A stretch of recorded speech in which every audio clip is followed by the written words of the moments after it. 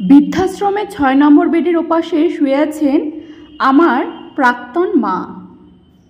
আপনারা হয়তো ভাবছেন মা কি করে প্রাক্তন হয়। অবাক হওয়ার কিছু নেই, তিনি আমার শাশুড়ি মা। আমার নিজের মা নেই।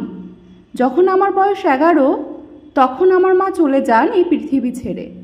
আমার বাবা খুব কষ্ট করে আমাকে পড়াশোনা করিয়েছেন, যদিও বেশি দূর এগোতে পারিনি। ইন্টারমিডিয়েট পাস করলাম, তাতেও ভালো চাকরি হয় না।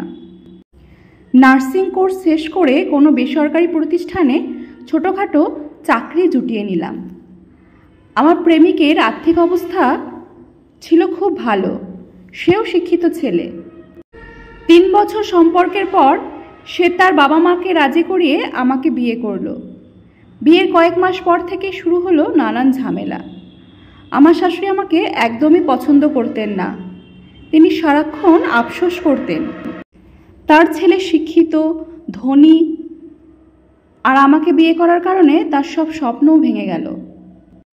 আমার মা না থাকায় আমি শাশুড়িকে মায়ের মতো ভালোবাসা দিতে চেয়েছিলাম, তার শূন্যতা পূরণ করতে চেয়েছিলাম, কিন্তু পারলাম না।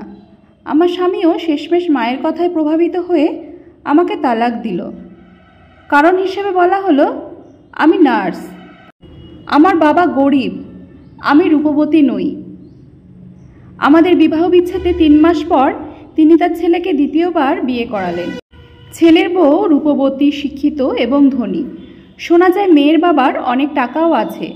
সব মায়েরা মা হয় না, কেউ কেউ পিশাচও হয়। দীর্ঘ সম্পর্কের পর বিয়ে করেও সংসার টিকল না, ভেঙে গেল শাশুড়ির কারণে। তারপর কেটে গেল 9টি বছর। আমি এখন বৃদ্ধাশ্রমে নার্সিং সেবার কাজ করি। গত 4 দিন ধরে আমি আমার শাশুড়িরই সেবা করছি। একসময় কতই না সুন্দর ও সুস্বাস্থ্যের অধিকারী ছিলেন, আর এখন শরীরে মাংসও নেই। তিনি ভালো দেখতেও পান না, এক পা পুড়ে কালো হয়ে গেছে। আমি তাকে জিজ্ঞাসা করলাম, আপনার পা পুড়লো কিভাবে? তিনি বললেন, বড় শখ করে ছেলেকে শিক্ষিত মেয়ে বিয়ে করালাম, সেই বউই আমার পা পুড়িয়ে দিয়েছে। কারণ আমি গরম জলে স্নান করতে চেয়েছিলাম। ছেলের বউয়ের কথায় ছেলে প্রভাবিত হয়ে আমাকে বৃদ্ধাশ্রমে রেখে গেছে। কথাগুলো বলতে বলতে তার চোখে জল চলে এলো। আজ তিনি একা, পাশে নেই ছেলে শিক্ষিত বউ। তিনি আমাকে বললেন, তোমাকে খুব চেনা চেনা লাগছে, তোমার নাম কি মা? তোমার বাবা কি করেন? আমি তখন তাকে উত্তর দেইনি।